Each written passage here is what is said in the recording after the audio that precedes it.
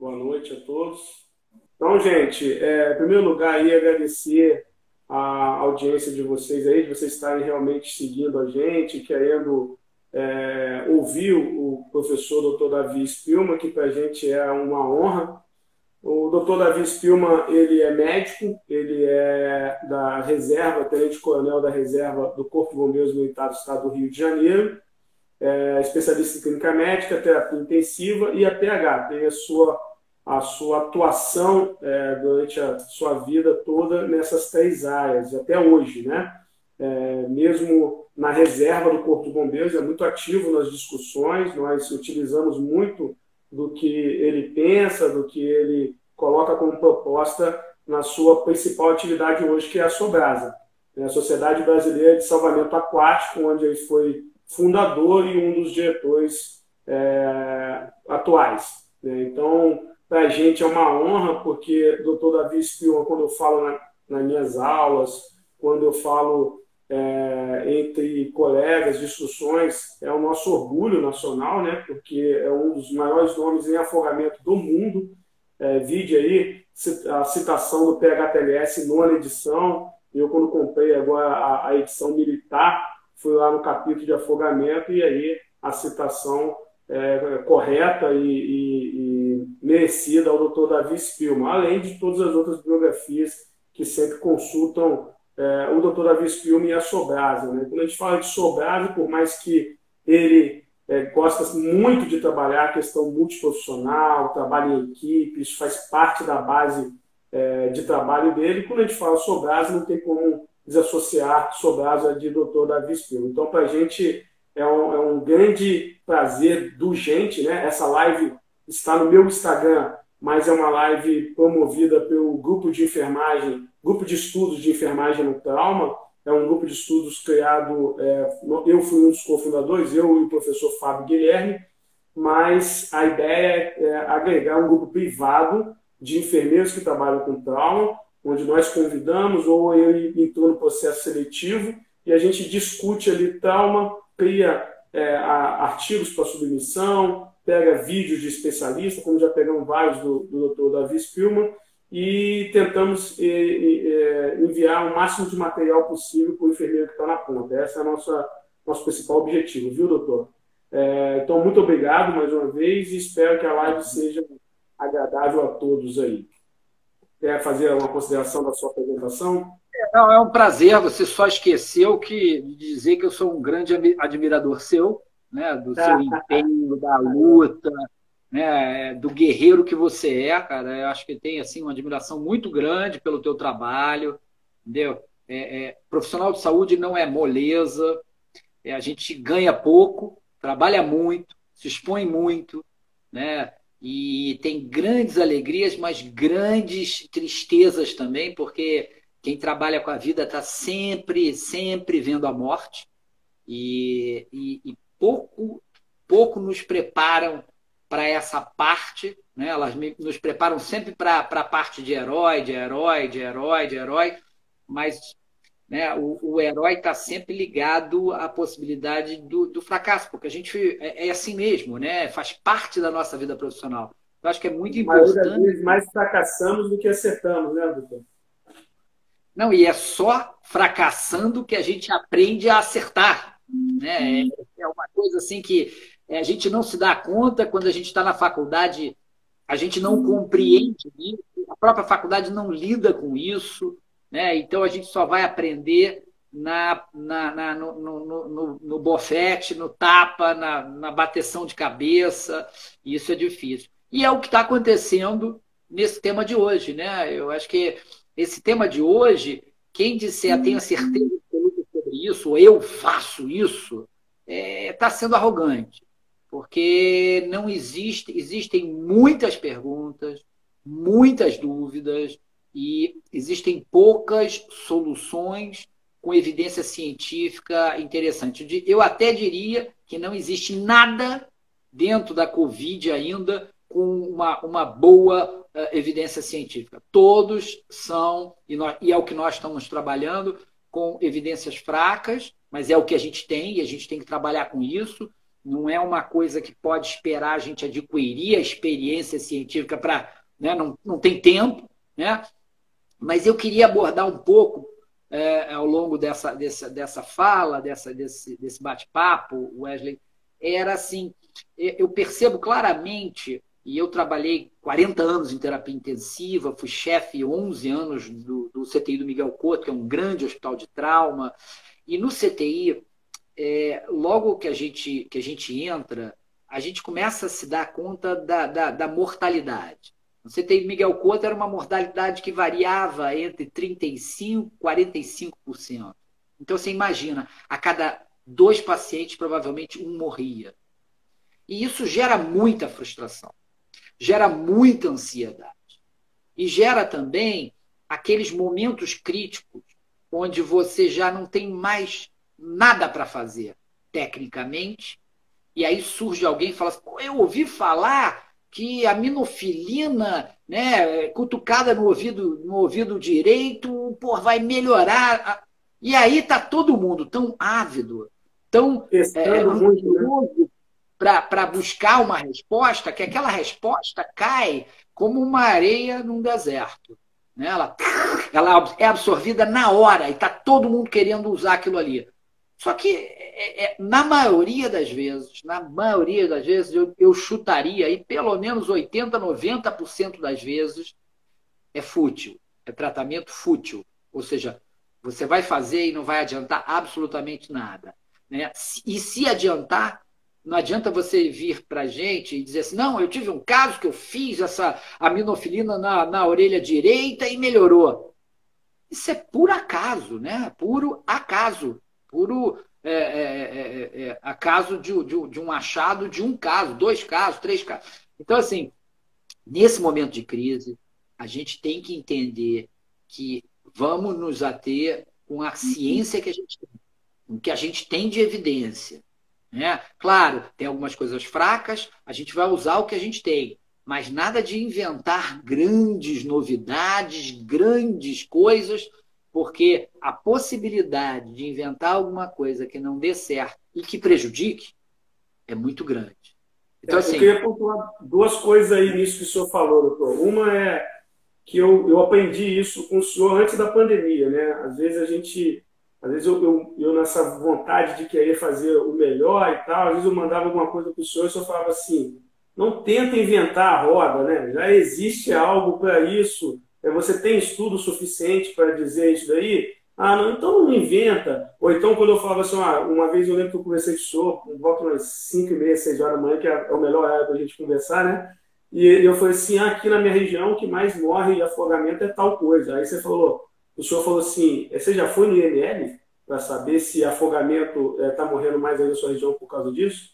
E aquilo me incomodou e eu fui conversar com o médico do IML, que é meu amigo, e ele falou, não morre mais de afogado por causa disso não, morre mais por causa de outra coisa. E depois fui ver a pesquisa se eu não me engano, foi do Coronel Fábio, alguém aqui que fez pesquisa da região, e dizendo que não é realmente o que eu estava pensando. Então, às vezes, a gente tem uma visão superficial, né, na ponta do iceberg, e tem aquilo como verdade e acaba influenciando pessoas, porque nós somos profissionais de saúde, a gente pode influenciar tomada de decisão, e a gente tem que ter esse cuidado. Né? Isso é realmente muito importante. Muito antes cuidado, de eu continuar, doutor, eu queria pedir o pessoal poder ir lá no aviãozinho e compartilhar pelo menos com mais 10 pessoas aí, porque é importante o tema, clicar no coraçãozinho, quanto mais vocês clicarem, mais o Instagram dá como importância a nossa live. É bom a gente lembrar que o que a gente está chamando o doutor Davi Spillman para falar sobre Covid? Por vários motivos. Primeiro, sobre a relação com o afogado, que aí ele é a referência. Segundo, que é um grande estudioso na medicina. Né? Eu participo de pelo menos uns 2 ou 3 grupos da Sobrasa, onde ele é o líder, e os grupos são extremamente produtivos, assim, muito produtivos. E quando começou lá em março, que a OMS, até um pouco antes, mas que a OMS decretou pandemia, eu senti essa sensação dele falar, a gente tem que fazer algo pela sociedade, para a equipe de saúde, oferecer protocolos, organizar o que tem de guideline para oferecer para os profissionais. Então, assim, uma responsabilidade muito grande, uma consciência situacional absurda. Então, hoje, quando eu vou discutir Covid com alguns profissionais, não tem como não tem como discutir sem falar com o Dr. Davi Spielman. Então, é por isso a principal objetivo da live. E aí, quais são as considerações que o senhor está tendo sobre a pandemia, doutor? Assim, o que o senhor tem visto? Eu li as recomendações da Sobrasa, que são ótimas, que estão lá no site, né? Inclusive recomendações para o guarda-vida. Mas o senhor divide, vocês da Sobrasa, né, dividem em 4 fases, né, a pandemia. Eu achei interessante. Além da parte epidemiológica bem escrita, dizendo alguns dados científicos, alguns dados estatísticos, que às vezes hoje está até diferente, mas uma mortalidade alta no CTI, uma questão de dividir em fases. Eu queria que o senhor comentasse uma coisa ou apresentasse o tema aí do jeito que o senhor quiser. Eu acho assim, antes da gente entrar propriamente nisso que você me perguntou, vamos linkar um pouco o que eu falei antes com o que você falou. Né? Acho que uma das principais dificuldades que a gente tem hoje com o combate à Covid são as fake news. Né? São as falácias, entre aspas, umas com caráter científico, outras com uma nota e sempre encaminhado por alguém que não filtrou isso. E as fake news, elas têm algumas que não causam dolo, né? Que não causam mal. Né? Mas a nossa a premissa de quem está servindo a saúde como profissional de saúde é não causar dolo, não causar mal, né? Do no harm, né? Que é a primeira coisa que a gente pensa. E quando eu compartilho algum procedimento, alguma conduta, alguma notícia de que está exponencial ou não está exponencial, ou não é importante a pandemia naquele local, eu estou promovendo algum mal que pode chegar à morte. Você imagina se num determinado momento, e a gente todo mundo aqui no grupo recebeu pelo menos umas 100 fake news, que depois entendeu que aquilo ali era falso. Mas no momento que você recebe algumas delas, são muito nocivas. Muito nocivas. E elas podem fazer com que uma notícia que para você, não faz um grande... Você olha e fala assim, não, mas isso posso deixar para lá. Quando você encaminha, uma outra pessoa pode olhar, então eu não preciso mais usar máscara. Então eu não preciso usar mais lavar a mão. Então eu posso usar chá de camomila. Eu posso, não sei... Eu posso usar álcool, eu bebendo uma cerveja, eu fico legal, eu mato todo... Quer dizer, a gama e a responsabilidade que nós, profissionais de saúde, temos na hora de receber, filtrar e não passar adiante antes de checar. Com essa preocupação é que a gente criou esses grupos só sobre Covid. Ou seja, o que a gente quer e o que a gente tem feito? A gente recebe as informações de todo mundo, diariamente, são 2, 3 artigos, né? Diariamente a gente recebe esse artigo, filtra isso, né? Ou seja, tem credibilidade? Né? Mesmo que isso tenha uma baixa evidência, tem credibilidade? Tem. Então vai para a nossa divulgação. E com isso a gente dá uma percepção do que é verdadeiro, do que não é e o que pode ser compartilhado.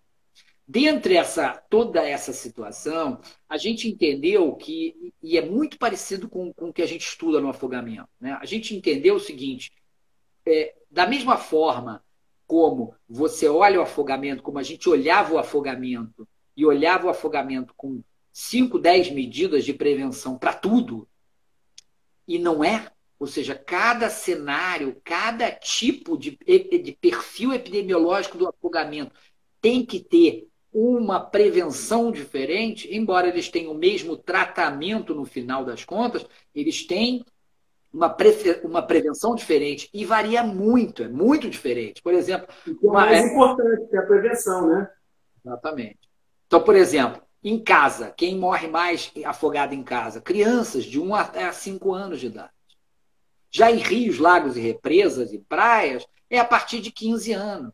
Então, assim, se eu souber exatamente o problema, que era o que você estava falando, se eu não conheço o problema, eu vou propor uma solução ruim para esse problema. E na medicina, no profissional de saúde, quando você chega para avaliar numa PH um trauma, quanto mais você entender aquele trauma, o que está acontecendo, tem um pneumotórax, tem uma fratura escapulohumeral, tem uma luxação escapulohumeral, o que é que tem aquilo ali? Quanto mais a tua avaliação for completa, e é claro, você logo no início, você percebe se aquilo é urgente, de deixar algumas coisas de lado e perceber do principal, você tem uma solução melhor. Se você não fez um bom diagnóstico ali, situacional, a tua solução vai ser capenga. Você vai estar tratando uma coisa e vai estar esquecendo outra. Então, isso é fundamental para você como profissional de saúde. Você dá um tiro de sniper, é a diferença entre um tiro de sniper e um tiro de escopeta. Tá? É você fazendo, atirando para qualquer lugar, fazendo não se sabe o quê. E um tiro de sniper é aquele que realmente vai acertar, sabe o diagnóstico, vai fazer exatamente o que vai salvar, o que vai melhorar muito a vida. Pensando nesse cenário, a gente entendeu que não dá para a gente falar, como, por exemplo, hoje, a discussão de hoje é cloroquina, né? Por exemplo. Né? Então, o cara, eu faço cloroquina, eu não faço. Não é uma questão de eu faço ou não faço, não é uma questão de lockdown ou não lockdown. Cada local está passando por uma fase diferente. Cada paciente está passando por uma fase diferente. Eu posso mostrar, a gente tem visto, eu não vi nenhum trabalho científico que mostrou que a cloroquina é benéfica. Tá? Eu vi alguns trabalhos científicos que mostraram que a cloroquina pode ser maléfica. Eu fico assustadíssimo, por exemplo, em ver hoje, com a notícia que eu vi, que tem um plano de saúde no norte do Brasil distribuindo cloroquina para o paciente tomar em casa. Você pode imaginar a quantidade de gente que vai morrer em casa, né, por arritmia. Pô, o grupo principal de risco são pessoas acima de 60 anos, que têm mais arritmia. Então, assim, a pessoa não entendeu o problema, a pessoa está tentando achar uma solução. Eu acho que a pessoa não quer prejudicar, ela não quer prejudicar, mas ela vai porque ela não entendeu o problema. Então, a preocupação da gente foi, vamos tentar entender o problema. Qual é a principal métrica dentro dessa crise toda? Tá? É a morte, né? A pessoa pode ficar doente, se ela ficou doente, tudo bem, ela conseguiu, é ruim, mas ela conseguiu sair daquele quadro, ótimo, cara, ela escapou. O que eu quero evitar primeiro é a morte. Tá. E a morte acontece em que situação? Na síndrome de angústia respiratória grave. Isso é que está matando. Esse doente, né, uma parte desses doentes, em torno de 15% desses doentes, aliás, desses doentes que precisam do hospital, tá? Que é uma porcentagem mínima, 1/3 desses doentes vai precisar de CTI. Esse 1/3, se não tiver CTI, ele morre. A mortalidade chega quase a 100%. Então, o 4 a 5% está precisando de CTI, né, em média, né? Não, se você pegar, por exemplo, se você pegar 1.000 pessoas, 20% dessas 1.000, 200, não vão adquirir doença. A gente não sabe por quê. 800 vão adquirir doença, ou seja, 80% dessas vão adquirir a doença. Desses 80%, 60% vão ser assintomáticos ou oligossintomáticos, poucos sintomas. 20% vão ser muito sintomáticos. Desses 20%, em torno de uns 15% vão precisar de internação. Desses 15%, em torno de 10% vão precisar enfermaria. E 5% vai precisar de CTI. Desses 5%, 2,5% vão morrer. Tá? Isso, Wesley, tendo um CTI estabelecido, com bons equipamentos, com boa equipe, com equipe já treinada. Não estou falando de hospital de campanha. tá? Que é muito difícil começar um hospital. Eu vi com 2 hospitais começando, é muito difícil. Mas se eu fizer um bom diagnóstico, tendo a métrica mortalidade, ou nem mortalidade, letalidade e CTI, eu consigo entender se eu devo, quais são as fases da doença naquele local. E para entender as fases da doença, eu tenho a primeira fase, que é a minha demanda de CTI. Eu tenho uma fila de espera no CTI. Ou seja, eu tenho mais gente querendo entrar do que vaga nesse CTI. Essa fase, número 1, é tudo fechado. Não tem, é só o essencial aberto. Ou seja, então, guarda-vidas não vai estar trabalhando, ninguém vai estar frequentando praia, piscina, nada. Tá? Isso é a nossa opinião da Sobrasa. O que vai estar funcionando? Supermercado, farmácia, tudo que é essencial. Nada de lazer, nada de educação física, tá? Tem que ser o essencial mesmo. Por quê? Porque está faltando vaga no CTI e quem não tiver a vaga vai morrer. Não tem jeito, tá? Não tem milagre dentro desse negócio. E aí você tem a fase 1. A fase 2 é aquele momento em que a quantidade de gente querendo CTI está equilibrada com a quantidade de leitos. Então você teve um equilíbrio, né? Isso significa você ter menos de 30% dos leitos vagos, ou seja, eu tenho menos de 30% dos leitos disponíveis para receber esse paciente do CTI. Tá? É utópico? Para a rede pública, é utópico, né? Porque está sempre ela. Mas a gente, diminuindo a frequência nos ambientes, se a maioria que pode está em casa, eu consigo diminuir os traumas. E com isso eu consigo diminuir quase 40% ou 50% das indicações do CTI, num CTI público. Então, com isso, eu consigo deixar uma margem de leitos vagos, que é uma fase 2, onde o sistema está equilibrado. Tudo que está acontecendo, eu não posso desequilibrar o sistema. Se eu abrir alguma coisa naquele momento, eu faço uma ruptura nesse equilíbrio. Então, é muito arriscado. Nessa fase 2, também só o essencial está aberto. Aí eu passo para uma fase 3. Uma fase 3 é quando eu tenho mais vagas disponíveis, quer dizer, tem mais de 30% de vaga disponível no CTI. Nesse momento eu posso começar a liberar, né? E aí eu vou escolher o que eu vou liberar. As situações que eu vou liberar são as situações que eu tenho mais controle, porque isso é novo para todo mundo, né? Você viu assim, São Paulo agora, né? O cara para limitar, o prefeito fez um rodízio de carro e deu tudo errado. Mas há como você adivinhar de antemão? Não, às vezes é erro e tentativa. Trabalho científico, pesquisa, é erro e tentativa, que vem naquela nossa primeira conversa. Erro e tentativa. Se você quer acertar, você nunca vai acertar de primeira. Então, você tem que errar e acertar. O problema é que nesse momento que a gente está, os erros nos cobram muito. Saem muito caro. Exatamente. Então digamos que você libere as academias numa fase 1 ou 2. Provavelmente você vai pagar em 15, 20 dias o preço de ter liberado isso. Então, por exemplo, as academias, que está em voga, todo mundo quer liberar o exercício físico, pode liberar na fase 3. Quando uma pequena liberação, e tem que ser devagar, não pode ser. Você imagina ali, parece que foi em algum lugar, qual foi o lugar que liberaram a praia e lotou a praia? Quer dizer, não adiantou nada. Então, assim, não dá para liberar, tem determinadas coisas, você vai ter que ter um módulo de liberação. Então, a fase 3 é isso, você liberar aos poucos, e aos poucos significa aos poucos mesmo.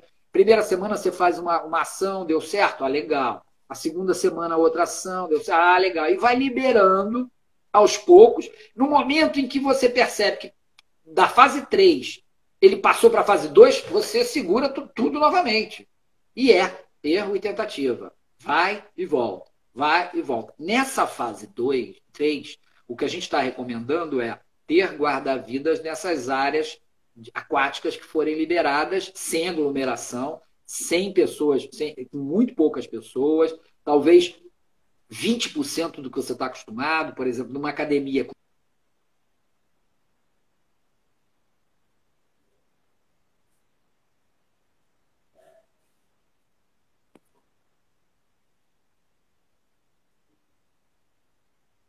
Pessoal, vocês estão me ouvindo aí? Está travando?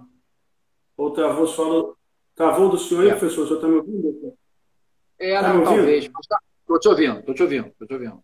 Deu uma travada. Deu uma travada na fase 3 de liberar os guarda-vidas para algumas situações. Então, na fase 3 você tem o guarda-vidas, e de preferência você vai usar o guarda-vidas que é IgG positivo. Tá? É aquele que já passou pela crise. Por quê? Porque você está abrindo 20% da área. E você vai ter no seu equipe profissional 20% que já passou por aquilo. Isso é garantia 100%? Não. Porque a gente não sabe exatamente. São duas coisas que a gente não sabe exatamente. Se tá legal? Deixa eu passar aqui pro. Peraí. Já voltou o áudio bem, já voltou.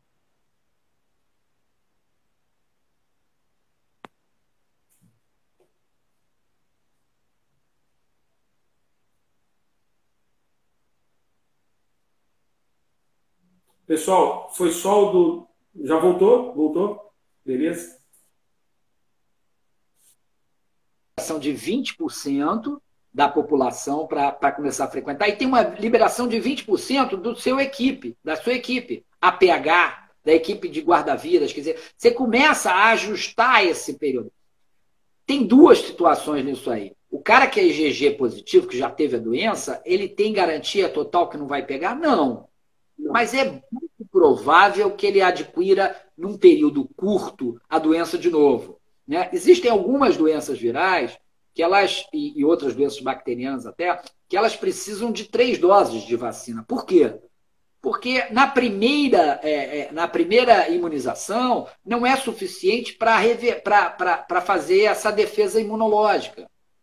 Então, isso pode acontecer naturalmente também. Quer dizer, o primeiro contato com o vírus, com o Covid, pode não ser suficiente para dar a imunidade permanente ou de longa duração. E essa imunidade pode durar 6 meses, 3 meses, a gente não sabe direito. Né? E a outra coisa pode ser que você, a gente também não sabe, pode ser que você não fique, que você transmita ainda o vírus durante algum tempo depois, mesmo sendo IgG positivo. Mas eu acho que essa estratégia é uma estratégia que a gente vai ter que usar, porque é uma estratégia que dá uma garantia melhor. Porque se você tiver uma segunda, não estou dizendo que tem, eu acho que não tem, mas é possível que se mostre que você possa ser reinfectado num período curto. A próxima deve ser mais leve do que a primeira. Essa é o esperado. Essa é a fase 3.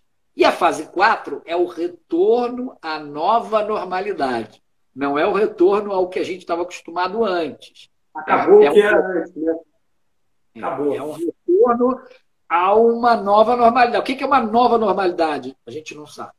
Né? A gente sabe que em lugares de aglomeração você vai ter que usar provavelmente máscara, até que se descubra uma vacina, né? Ou até que a gente saiba mais informação sobre esse Covid. Então, são 4 fases.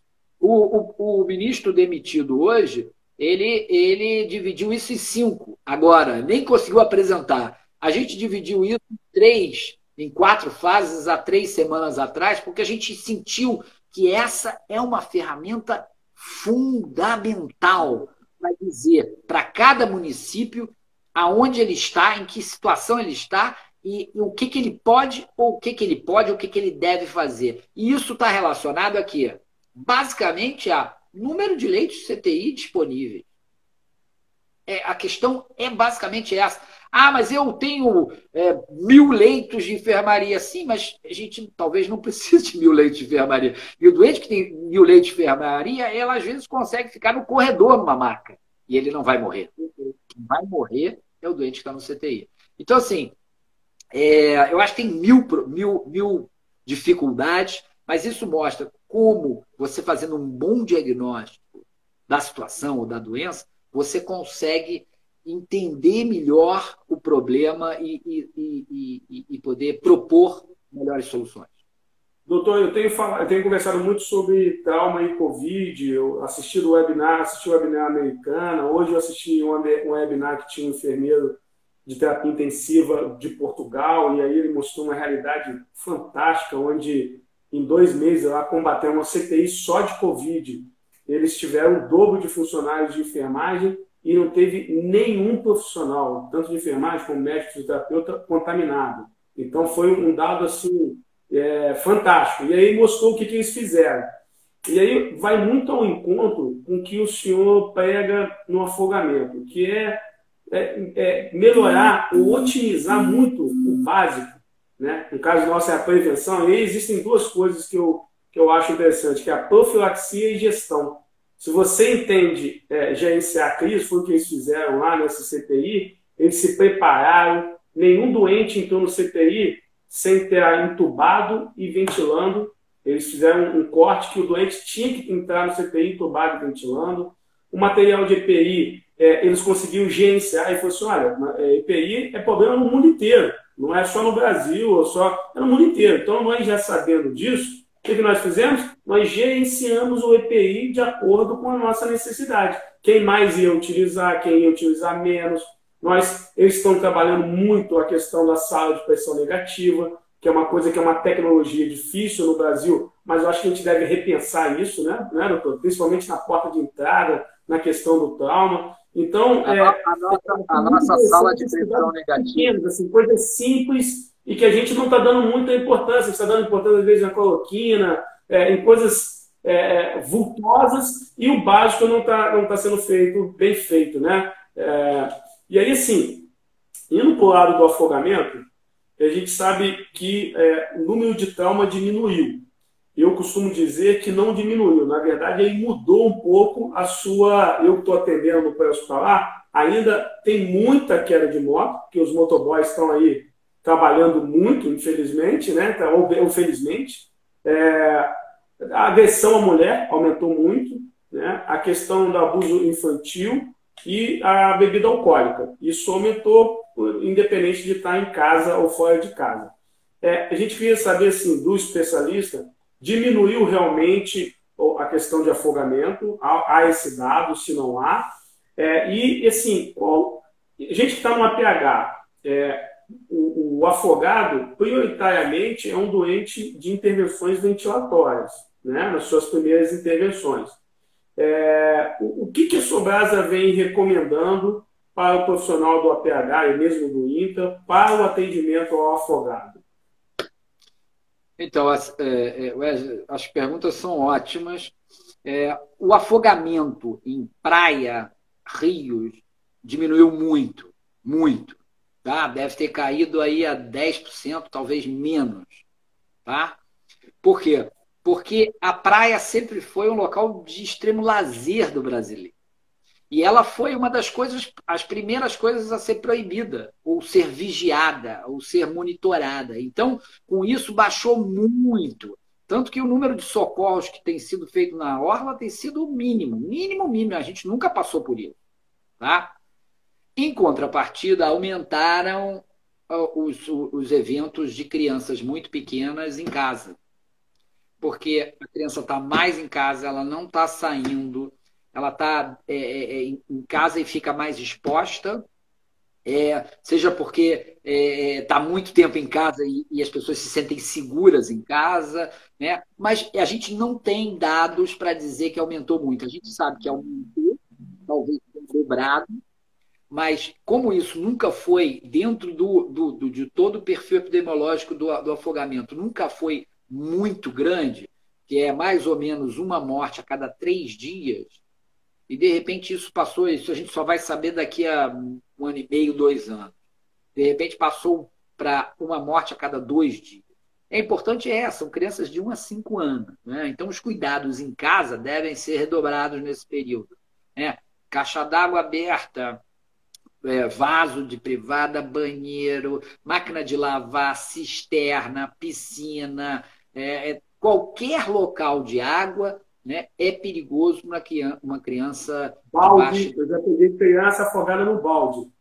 Isso, balde, bacia, é assim, é surreal, é surreal no sentido assim de que a pessoa olha, a pessoa que está em casa, ela olha e não consegue visualizar o risco. Então, quando Consciência ela de trauma. Consciência de trauma. perfeito, ela não visualiza o risco, ela não pode ter solução nenhuma, dar solução nenhuma para isso, né? Ou está Então, muito tarefadas também. Não é porque os adultos estão em casa que eles estão à toa, né, doutor? Existem adultos trabalhando home office, dando aula, e às vezes está multitarefado. E a criança solta sozinha, às vezes está dentro de casa com adultos sem supervisão. Isso é muito sério, né? porque você fica naquela, todo mundo, o ambiente fica naquela ideia. Não, o pai está trabalhando aqui no computador, a criança está ali atrás. Não, ele está tomando conta dela. Não está. Não Não, está. não dá para tomar conta mesmo. Então, assim, fica aquela pseudo-segurança. Então, com isso, ocorreram mais afogamentos em casa.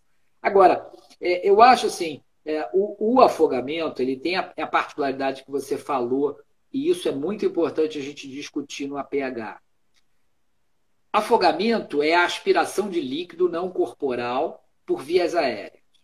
Mesmo que você não aspire a água, você no sufoco dentro da água, você tem água na boca e você engole ou cospe.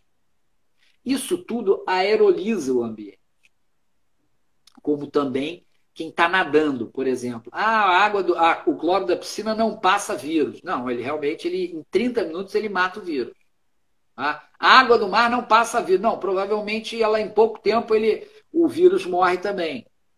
Mas imagina uma piscina de 25 metros e imagina uma pessoa por raia. Então, uma distância de uma pessoa para outra de 2 metros de distância. Imagina agora uma baleia superficializando. Na hora que ela vai respirar. Já viu? Faz aquele... Quando a gente respira nadando, a gente às vezes solta o ar dentro da água e aquilo ali, aquela bolha vem... Então, a área da piscina, se você colocar a área da piscina com pouca gente, 6 raias, 1 por raia, aquilo ali vai ficar aerolizado, tudo. Como tem 30 minutos de tempo para matar o cloro, para matar o vírus, se você está numa raia e o outro está no outro, se ele está sabe hoje em dia que 20%, que 80% é óleo assintomático ou assintomático e está transmitindo, ele está transmitindo. Perfeito. Então, assim, o afogado, a pessoa que está se afogando, ela pode transmitir. E o guarda-vidas não tem como o guarda-vidas chegar a 2 metros e ficar assim, não, vem para cá, vem para lá. Então, assim, no momento em que você vai à praia, que você vai à piscina, ou que você vai no rio, ou que você vai numa situação dessa, e você é um grande nadador, não sei o que, não interessa, e você pode se afogar, você vai precisar do guarda-vidas. E você está contaminando o guarda-vidas se você estiver transmitindo. Mesmo que você não se afogue. Basta você precisar de um socorro. Basta você precisar disso. E se você é do APH e for atender um afogado, a minha recomendação é EPI completo, porque o risco de transmissão, se a pessoa estiver infectada, é altíssimo. Considere, no entanto, que o risco não é a mesma coisa que você receber o paciente no hospital. Né? No hospital, ele está vindo para você porque está sentindo alguma coisa. Então, a possibilidade, entre aspas, de Covid é muito maior. Ali, não. Ele está num ambiente, ele pode ou não estar contaminado. Mas se você vai fazer o socorro dentro da água, é complicado. A gente não tem solução ainda para a proteção do guarda-vidas. Por isso é que na fase 1 e 2 a gente está pedindo fecha tudo que é ambiente aquático. Lazer nesse momento que a gente tem gente morrendo, não tem sentido. Né? A vida em primeiro lugar. Né? Me perguntaram isso e eu falei, eu vou ter uma live com o doutor Davi Spillman e eu vou perguntar isso para ele. Mas a minha resposta não sendo um especialista em afogamento, não existe lógica ter lazer em água em momento de pandemia. As pessoas não estão tendo noção de consciência de pandemia. Igual a gente fala sobre consciência de trauma, a consciência de pandemia. Porque existem vários diagnósticos acidentais de gente que está contaminado no trauma. O cara levou um tiro, chegou lá, foi fazer a tomografia e estava com Covid. Então, se já existe isso, pandemia, todos são possíveis, tanto os profissionais quanto os pacientes, devemos diminuir a possibilidade de pacientes. Como diminuir? É igual o cara falar que tem que diminuir o cigarro. Não tem que diminuir o cigarro, tem que abolir o cigarro. Então, no caso de pandemia e afogamento, não tem que diminuir a possibilidade. Não tem que entrar na água nesse momento, né? É isso. Exatamente, Wesley. A gente tem que pensar, a gente como usuário, né, não como médico, mas como usuário, a gente tem que pensar assim, se eu, por exemplo, vou na praia, eu, por exemplo, adoro ir à praia, estou 2 meses sem ir à praia, eu ia quase todo dia, eu pego a minha bike, a prancha do lado, e eu não encontro ninguém. Eu vou à praia, pego a onda, volto, eu não encontro ninguém, só de longe. Então, a minha possibilidade de transmitir isso é basicamente zero. Mas vai que eu tenho uma luxação escapulohumeral, que eu tenho uma fratura, uma coisa que não me mata, mas me leva ao hospital. O hospital está sobrecarregado nesse momento, incapaz de me atender direito. Se eu estiver transmitindo, eu vou transmitir para a equipe de APH. Então, eu estou sobrecarregando o sistema com atendimento desnecessário. Porque eu quis pegar onda. Exatamente, porque eu quis pegar onda. Eu preciso sair. Cara, vamos, tudo bem, você quer sair, mas precisa não. A vida dos outros vale mais do que essa saída que a gente tem que dar, né? Então, eu acho que entender que na pandemia conceito de desastre, né, o doutor Davi? É a gente pensar na maioria e não pensar somente na gente. Outro ponto importante das recomendações da Sobrasa, aí eu queria ver a possibilidade do senhor citar para a gente depois abrir para algumas perguntas. É a questão que vocês recomendam e citam uma coisa importantíssima, que mesmo estando em casa, manter o treinamento online. O treinamento online não é o padrão ouro para afogamento, por exemplo, né? Principalmente para o guarda-vida, ele precisa realmente praticar, mas entre ter alguma coisa e não ter nada, é melhor ter alguma coisa. É até o conceito que o senhor usou na recomendação. Eu acho isso fantástico, porque muitos de nós, na pandemia também, estamos meio que desistindo da vida. Assim, não vou fazer mais nada, vou esperar o governo falar que eu posso voltar. Não, nesse momento, aproveita para se atualizar, dar uma estudada, ver o que tem de recomendação. Se você é um guarda-vida, ver o que mudou, participa de uma live. Se você é profissional de APH, dá uma estudada, ver o que mudou. Eu achei isso fantástico. Então, assim, veja numa crise uma oportunidade. Nada mais do que isso. Você está em casa e, nesse momento, por exemplo, como guarda-vidas, o treinamento para guarda-vidas, por exemplo, a gente calcula que 60%, talvez 65% do conteúdo possa ser feito à distância.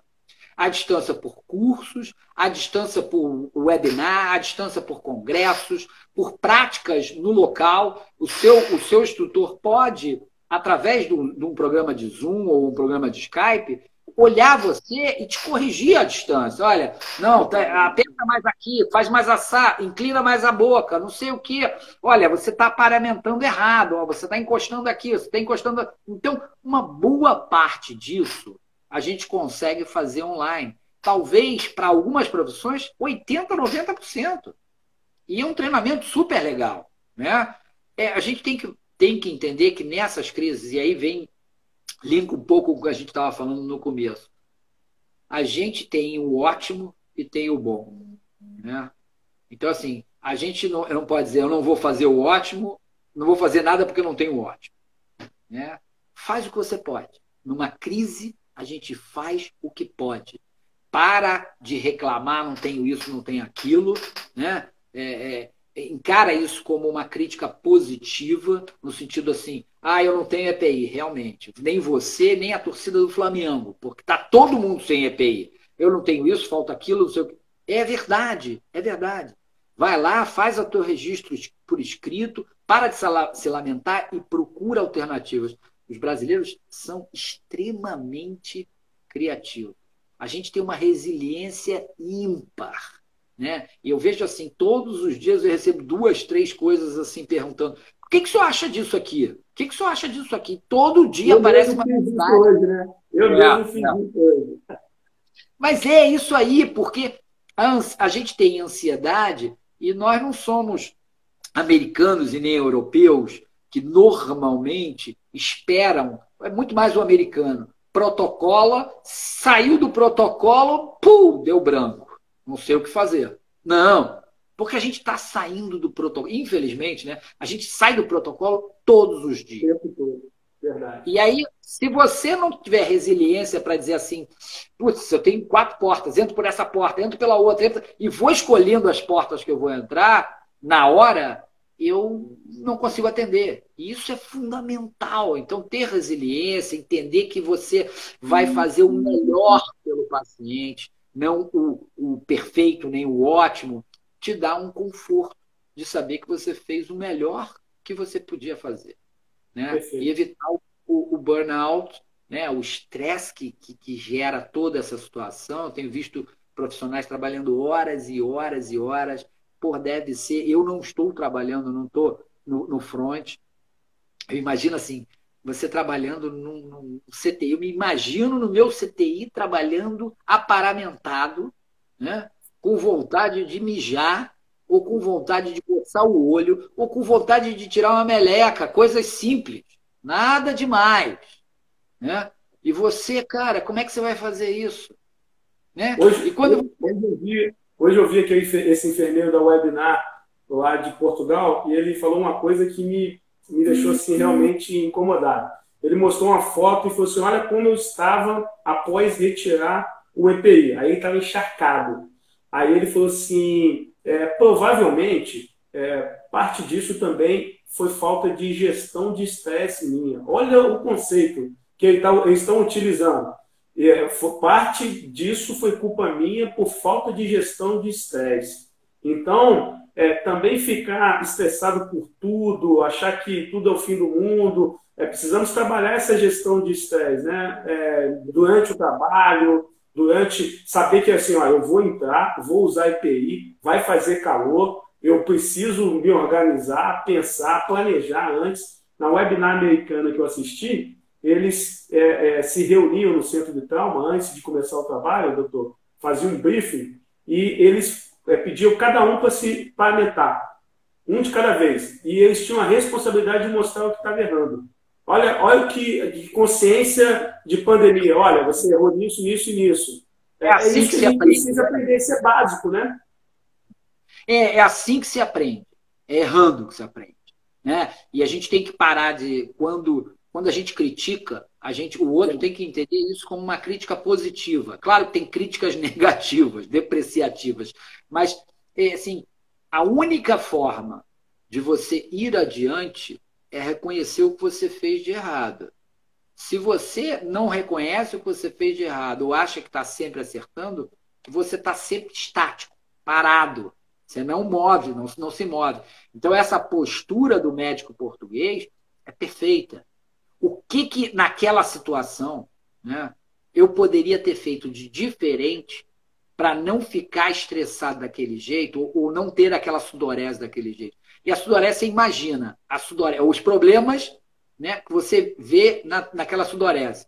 Desidratação, o cansaço é muito maior, baixa a imunidade, com certeza, porque a gente sabe que o estresse, a desidratação baixam a imunidade, micose interdigital, crural, porque fica num ambiente molhado durante muito tempo. Então, você imagina... Para aumentar a infecção, né? Isso é um dia. Né? Você imagina isso a cada 2 ou 3 dias, você virando o plantão. Verdade. Porra, então, assim, o estresse é muito grande. Ele vai vir. E todo mundo que está assistindo, que está no PH no front, sabe que está estressado e vai estressar. Então, assim, você entender suas limitações, fazer um briefing e um debriefing do que você fez, de quais foram os acertos, e fazer isso em conjunto, em equipe, porque a gente, como ser humano, tem uma coisa que é natural da gente. A gente sempre se protege. A gente costuma não ver nossos defeitos. Né? Às vezes a pessoa é o contrário, só vê defeito, mas tem outros que não veem defeito. Então, assim, você fazer em equipe significa que quem está de fora pode te dar opiniões muito preciosas para diminuir esse estresse que você está passando nesse momento, e é um estresse, né? Eu já passei por vários desastres, já fui atender de helicóptero, explosão no arsenal, desabamento na universidade, de palanque, e você chega lá sozinho e tem 30, 40, 50 vítimas, uma sem braço, outra não sei. Cara, eu sei o que é o estresse dessa situação, entendeu? Mas, assim, eu tive um bom treinamento no CTI. No CTI a gente vê o estresse o tempo todo, aquela ressuscitação. Todo dia tinha uma ressuscitação, duas ressuscitações. Você sabe quando a ressuscitação é fútil, aquele paciente que você está tentando ressuscitar algo que não vai conseguir, porque você já passou do momento de ressuscitar. Então, assim, você entender um problema é importante, você entender a sua limitação é fundamental. Né? Não gera tanto estresse, tanta ansiedade, como está gerando em todas as frentes. Eu sou o herói, ainda tem essa situação toda, né, Wesley? Que é legal, mas tem um preço alto, né? Ah, quem é o herói? Ah, olha, são os heróis, olha lá os heróis de capa, são os profissionais de branco, olha lá. E aí, o momento em que você perde um doente, caraca, caiu a máscara, caiu a capa, caiu tudo. Verdade. Ou quando você contamina alguém de casa, né? Aí que o herói cai mesmo, né? Desaba. Eu posso, então, pontuar os desafios do afogamento frente à pandemia são muito próximos ao desafio de todos os atendimentos de trauma, né, doutor? Eu pensei que eu pensando no que o senhor falou, voltado à gestão, e aí cada município entender o que está mais acontecendo, e aí também a responsabilidade de cada família, entender quais são os seus riscos. Eu tenho piscina em casa, eu tenho criança pequena, quais são os seus maiores riscos voltados a afogamento, e pensar em trabalhar esses riscos. A questão de profilaxia do APH quando for atender o afogado, ter uma profilaxia o mais completo possível, ou o ideal que você consiga no seu serviço, e a nossa responsabilidade aumentou com a prevenção, né? Para o guarda-vida não se contaminar. Exatamente. Encarar esse afogado como possivelmente contaminado. Porque se você vai deixar para ver isso na hora que chegar lá... Já é. E nós, como população, manter aquele conceito de prevenção lá em cima, e aí a prevenção somado agora a não ir, né? A não ir, na fase que nós nos encontramos, a não ir em nenhum local que tenha água para não ter que ter o risco de afogamento, porque você pode ser um ótimo nadador, mas você pode ter uma lesão, pode infartar, pode ser um afogamento secundário, né? E aí você não ter afogamento e não ter que contaminar, às vezes, um guarda-vida, né? A gente preservar aí os guarda-vidas cada vez mais. É isso, né? E o APH também, né? Porque o APH vai ter que fazer esse atendimento, né? Então, sim, claro. Mas às vezes o APH ainda vai ter um EPI, né, doutor? O guarda-vida, coitado, ele vai ter que entrar na água, ele que vai ser o maior prejudicado. Então, se a gente realmente pensar nele lá, a gente vai ter um carinho melhor. O senhor quer fazer mais alguma consideração? Vamos ver se dá tempo de a gente abrir para alguma pergunta aqui. Vamos ver se tiver alguma pergunta, eu prefiro. O pessoal tem alguma pergunta aí para fazer? Você abriu os comentários? Abriu, está congelado. Abri os comentários. E as perguntas aqui no privado também não tem. Ninguém fez pergunta no privado, por enquanto. O pessoal está vendo, está ouvindo. Ficou meio congelado, né? O meu está meio congelado. Voltou. Acho que voltou. Alguém tem alguma pergunta a fazer aí?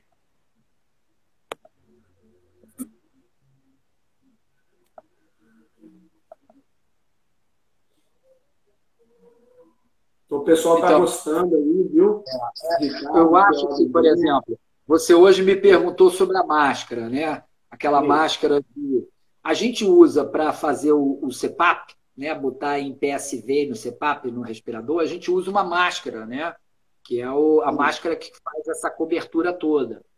Essa máscara, o problema dessa máscara é que às vezes ela tem a válvula respiratória tem que estar com EPA, né? O doente tem que estar lúcido. Não é uma coisa, por isso, não é uma coisa muito tranquila. Por isso, do fato das intubações precoces, né? O doente começou a ficar dispneico, não está saturando bem, com baixo fluxo de oxigênio, né? Ou com uma máscara de oxigênio, mas quando você bota uma máscara, por exemplo, de Hudson, e bota ele em 15 litros por minuto, ele gera uma névoa, né? Você tem que umidificar. E aquela névoa, né, contamina o ambiente todo. Então, assim, é difícil a gente ter que passar nesse doente do catéter de baixo fluxo para a intubação direta sem passar pela máscara de 15 litros por minuto ou pelo CPAP, né? Ou por uma VNI, né? Então, isso faz com que a gente perca esse procedimento no hospital. A outra coisa que eu ia falar, que eu acho que é importante para o APH, no hospital, no CTI, é um ambiente fechado, controlado. Você está com todas essas dificuldades do EPI, mas você está ali num ambiente controlado, a enfermagem está lá, o leito está lá, etc. O APH é um Deus nos acuda, né? Você vai chegar de ambulância, você vai, né? Você aparamentado, você perde visão lateral, o óculos embaça, né? A luva suja, tá tudo molhado, né? Todos aqueles problemas que quem está de fora não consegue compreender. Não, ele está paramentado, ele parece um astronauta. Sim, mas para você estar como astronauta, é um trabalho e uma dificuldade até de atender. Então, assim, eu acho muito desafiador você trabalhar no APH todo aparamentado. Fora isso... Teve algumas perguntas importantes. Primeiro, eu queria destacar a presença da doutora Lúcia, né? Não tem como não falar dela aí, ela apareceu, e aí a gente tem que lembrar dela, né, doutor? Doutora Lúcia Neida, que é da Sobrasa também. Fizeram uma pergunta aí. Nossa lindona, né? É verdade. A gente. Duas coisas que eu queria pontuar. Essa live vai ficar depois no site do Gente, né, do Grupo de Estudo de Enfermagem no Trauma, para quem quiser assistir várias vezes. Faltam 20 segundos só, e aí uma pergunta que várias pessoas fizeram. PCR pós-afogamento muda alguma coisa ou a Sobrasa está de acordo com as recomendações da Abramed? Se eu puder falar de forma bem rápida, em 10 segundos. É a mesma coisa. A PCR para afogamento é exatamente a mesma coisa. Pode dar ventilação, tem condições de fazer a ventilação com ambu, mar. E aí, doutor, pode terminar aí o seu... Então, na PCR do afogado, faz a maior diferença se você ventilar ele. É uma parada de origem respiratória. Toda parada de origem respiratória, o oxigênio está no limite mínimo. Então, ele fica ali em torno de 19 a 30 milímetros de mercúrio, a PaO2. Está muito baixo. Então, se você só comprimir, você vai dar 1/3 de ventilação para ele. E não deixa de ter aerolização no ambiente. Porque no momento que você está comprimindo, você está fazendo a ventilação indireta. Ou a ventilação que a gente chama de ventilação passiva. Então, essa ventilação passiva vai gerar aerosol. Então, gera transmissão. Claro que o boca a boca é muito mais... A transmissão aumenta muito, porque a possibilidade aumenta muito. O que a gente recomenda para o APH é você tentar usar a máscara, né? Seria usar a máscara, a bolsa autoinflável, e a máscara, um na máscara, outro na bolsa autoinflável e outro na compressão. Então, seria uma equipe de 3 pessoas. Porque a pessoa da máscara tem que selar bem essa máscara para diminuir o aerosol. E esse ambu tem que estar com a válvula expiratória com o filtro EPA. Senão, não adianta nada, né? É a mesma coisa que você está fazendo boca a boca praticamente, tá? O contato pode diminuir um pouquinho, mas não diminui muito.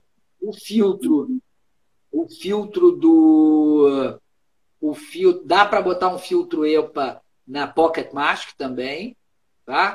Mas lembrando que como o afogado normalmente o afogado grave tem edema agudo de pulmão, aquele filtro vai encharcar muito rápido. Certo. E ele encharcando vai aumentar, você já tem uma pressão de admissão na hora de ambusar ou de ventilar, você já tem uma pressão de admissão muito alta ali. É difícil. As primeiras vezes, há 25 ou 30 anos atrás, quando eu comecei a ventilar os doentes, eu achava que estava entupido. E não é. Na realidade, tem uma coluna de água aqui, e até você desobstruir aquilo ali e poder ventilar, leva um tempo. Então, a ventilação exige uma pressão de admissão muito alta. E aquilo aeroliza todo o ambiente. Então, assim, e encharca o filtro que você está usando. Por exemplo, quando você usa uma Pocket Mask, é muito comum você começar a usar com uma certa força e depois de 5 minutos ou alguma coisa, ela começa a ficar mais difícil, porque está molhado já. E se o filtro EPA está molhado, a capacidade dele de filtragem diminui muito. E a gente não sabe quanto. Né? Então, assim, são desafios. Uma coisa interessante aí, doutor Davi, é que, então, assim, padrão ideal. Nesse atendimento afogado, seria interessante um suporte avançado para evitar o máximo que fique ventilando sem via aérea definitiva. Então, que o serviço se organize, por causa do afogamento, possa ir, por exemplo, um helicóptero, ou então possa ir um suporte avançado terrestre.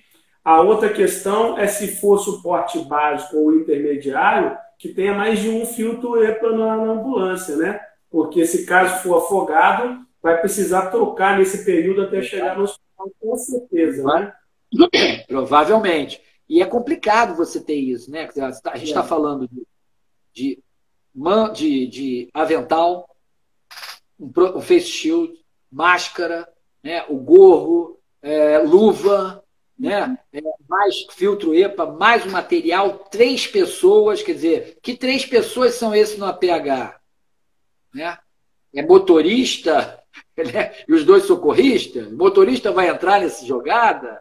Quer dizer, não é uma coisa simples. Por isso é que a melhor saída, a saída mais preciosa que a gente tem é não precisar fazer esse atendimento. E para não precisar fazer esse atendimento, nós precisamos que as pessoas fiquem em casa, aquelas que podem. E aquelas que não podem ficar em casa, certamente não precisam, não podem não ficar em casa, não estão na praia nem na piscina, né? Estão em outras coisas essenciais e trabalhando. Né? Então, assim, não tem motivo, não vejo motivo, né, quando a gente pensa em humanidade, para a pessoa achar que ela precisa estar na praia ou na piscina ou num ambiente aquático qualquer. Né? Fica em casa. No Brasil, igual algumas pessoas falaram, às vezes ter um filtro já é praticamente um parto, né? Ter mais de um, então fica mais difícil. Então, eu vi aqui na nossa live e fiquei muito feliz, viu, doutor Davi, que não tem só profissional de saúde. Eu vi primo meu aqui que é instalador de ar-condicionado. Isso é bom, porque é bom a gente transmitir essa consciência de pandemia para as pessoas que não são da saúde. Porque o pessoal da saúde às vezes está com mais consciência, né? Do que pode, do que não pode. Então, é importante a gente dizer isso para todos. Alguém aqui do Gente está dizendo semana um afogamento em massa na Holanda. Teve algum afogamento em massa na Holanda?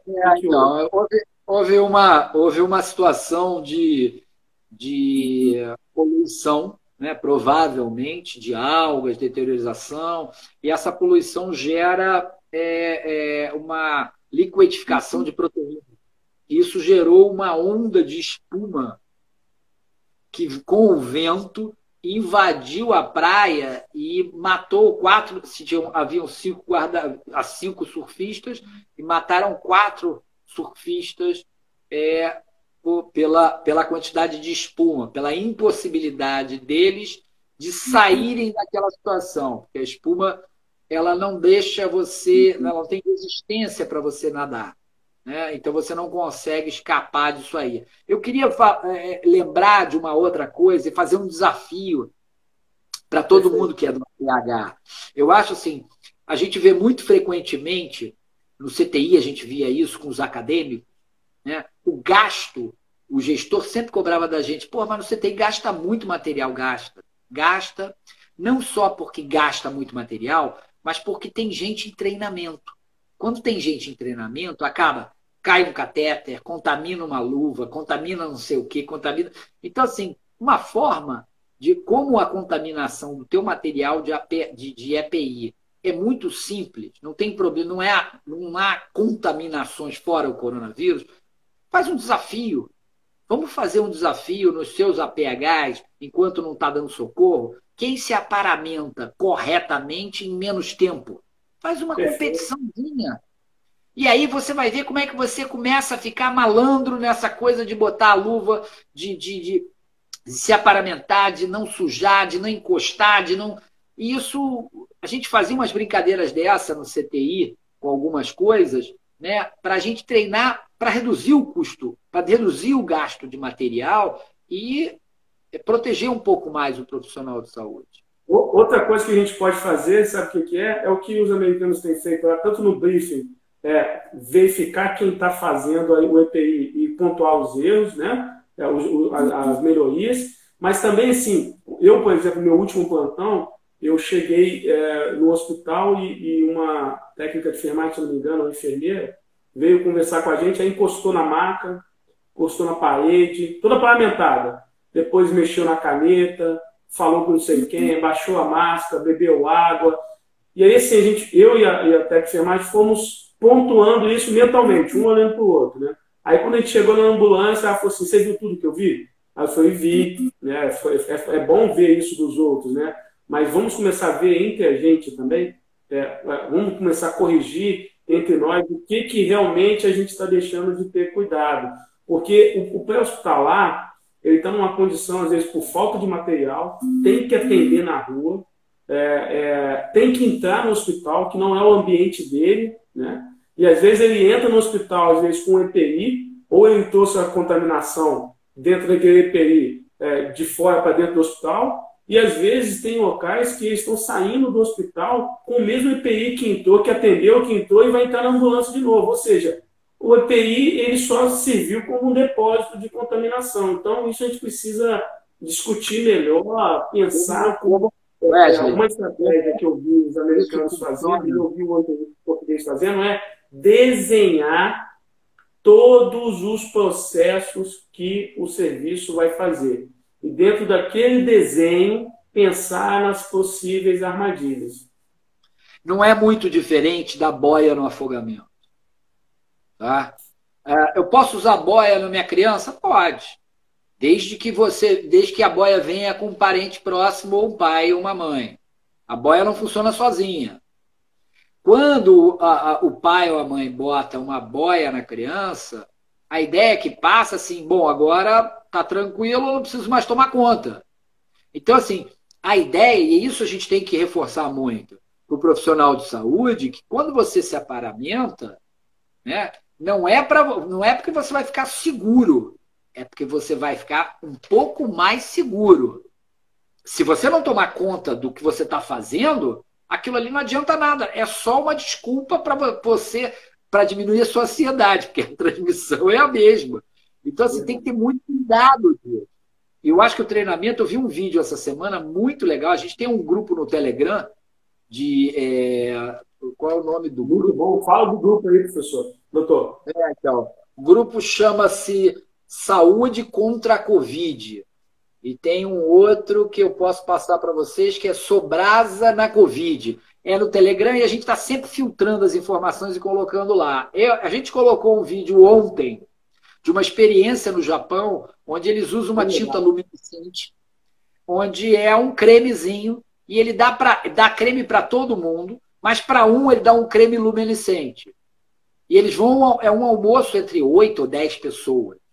E aí eles limpam a mão, higienizando a mão, e aí começa, eles almoçam, jantam, não sei o quê, a refeição lá.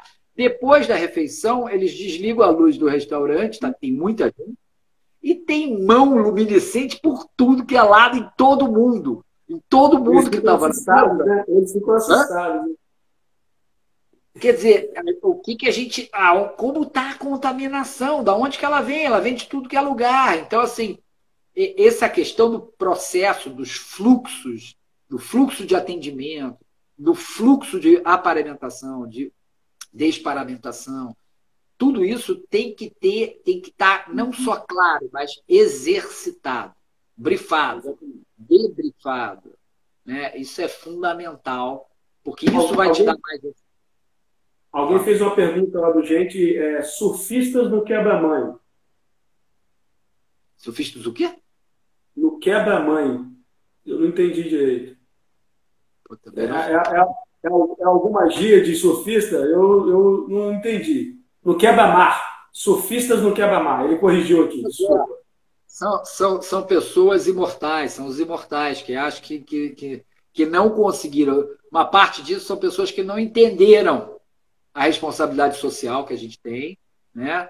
Outras que não acreditam que o vírus está aí ainda, porque existe ainda pessoas, os descrentes, que acham que isso é uma conspiração, né? Ainda não entenderam isso, que não é real e vai matar, e cada dia vai matar mais até chegar no pico e vai continuar matando se a gente não se cuidar. E são pessoas que não deviam estar lá, na minha opinião, porque elas estão arriscando a vida delas, das pessoas que estão em casa e do guarda-vidas que vai precisar salvar ela numa emergência. Né? Ótimo. Eu acho que deu, né? A gente falou mais de 1 hora aqui, 1 hora e 20 minutos, até para deixar o senhor descansar aí, não sugar muito o senhor. E para a gente aqui do Grupo de Estudo de Enfermagem no Trauma, foi um prazer, viu, doutor Navi Spillmann? Para a gente, realmente, é uma honra. Nós ficamos muito felizes quando o senhor prontamente aceitou, assim como aceita quase todos os projetos que eu sugiro, né? Wesley, eu sou seu fã, pô. Vale ressaltar eu não sou, se eu sou o número 1, mas eu sou seu fã. Cara. Não, o senhor é parceiro. Sou fã da doutora Lúcia também, cara. Eu amo vocês, acho que vocês fazem um trabalho sensacional. Cara. Ah? Perfeito. É bom lembrar o seguinte, gente, isso que fique registrado. Quando eu fui organizar com o Márcio o nosso livro de enfermagem no trauma, um dos primeiros que eu falei foi ele, né? Foi o Dr. Spillmann. Vamos falar de afogado, não tem como não falar com ele. E eu lembro da mensagem dele assim, pô, cara, eu acho que eu não vou dar conta, não, estou com muita coisa. Qual é o prazo? E o prazo era muito curto, lembra, doutor? Assim, era um prazo realmente curto. Aí eu falei, não, o prazo é tal, mas o senhor pode entregar um dia antes de imprimir, porque eu sei que a gente não vai precisar revezar, olhar novamente. Aí o senhor falou assim, pô, mas aí você vai me deixar sem graça, eu vou ter que aceitar. Não, é isso mesmo. Ele aceitou e ele foi o primeiro a entregar o capítulo e assim, teve uma curiosidade que eu gosto sempre de contar. A editora devolveu os capítulos, né? E falou assim, tem um problema no capítulo de afogamento aí. Aí eu falei, problema? Logo no capítulo de afogamento, o que houve? Não, é que ele só cita ele como referência. Aí eu falei, não, mas é porque ele é a nossa maior referência. Não, mas de 20 referências tem 19, é ele. Mas aí está envolvido em todas as melhores referências. Posso contar uma história? Realmente está com a maior referência aí. Posso contar uma história sobre isso? Pode. Isso não é uma coisa assim, eu fico até sem graça disso, entendeu? Mas o que acontece é que a minha vida profissional, quando eu entrei no bombeiro em 1990 para trabalhar com afogamento com os guarda-vidas, a gente tinha aí pelo menos a cada passo que eu dava, eu tinha 2, 3 dúvidas. E eu não consegui solucionar essas dúvidas na literatura, não havia as respostas. E eu tive que procurar cada resposta, e cada resposta gerou uma investigação científica. Então, assim, para cada pergunta que eu tinha, eu tive que correr atrás da resposta e mostrar cientificamente qual era a resposta. Então, acaba acontecendo que, para cada pergunta, a resposta acaba sendo minha, porque eu não encontrei lá fora. Poucos têm a experiência que a gente tem, Wesley, no APH, a oportunidade de ver e gerar ciência, né? Que é muito difícil. Né? E muitos de nós deixamos, principalmente no APH, deixamos de produzir ciência. Né? É uma crítica minha que eu faço o tempo todo. Nossa, a gente faz tanta coisa e não escrevemos, né? E aí acaba que... Mas, assim, eu contei essa história em formato de homenagem mesmo ao senhor, viu? E dizer que a gente reconhece isso. O senhor merece todos os prêmios possíveis, como o senhor recebeu no Canadá, como o cara que mais trabalhou em prevenção afogado no mundo. Isso foi fantástico. Todos os lugares que eu vou, o Clement também, qualquer coisa que a gente vai discutir sobre afogamento, a gente nem pensa duas vezes antes de falar com o senhor ou de chamar. A gente está com um programa de mentoria no IBRAP, e com certeza o senhor vai estar lá sendo um dos nossos mentores dos mentores, né? Dando esse apoio. Então, assim, essa abertura que o senhor está num nível tão alto de discussão com a American Heart, com o NAEMET, e mesmo assim tem a disponibilidade de passar aqui 1h30, 1h20 com nós, discutindo coisas simples, mas que realmente vão mudar o prognóstico do doente, a contaminação. Então, isso não é qualquer pessoa. O senhor realmente é um ser iluminado, que nós damos muito valor aqui no Brasil, não só o pessoal da Sobrasa, mas nós aqui no Rio de Janeiro, os enfermeiros do Gente, nós realmente agradecemos e te damos o valor que o senhor merece, tá bom? Obrigado, hein, Wesley. É muito carinho que eu recebo isso, tá? E um grande beijo para você e para todo mundo que assistiu a gente aí, tá? Beleza. Grande abraço. Fica com Deus. Obrigado a todos que assistiram, viu, gente?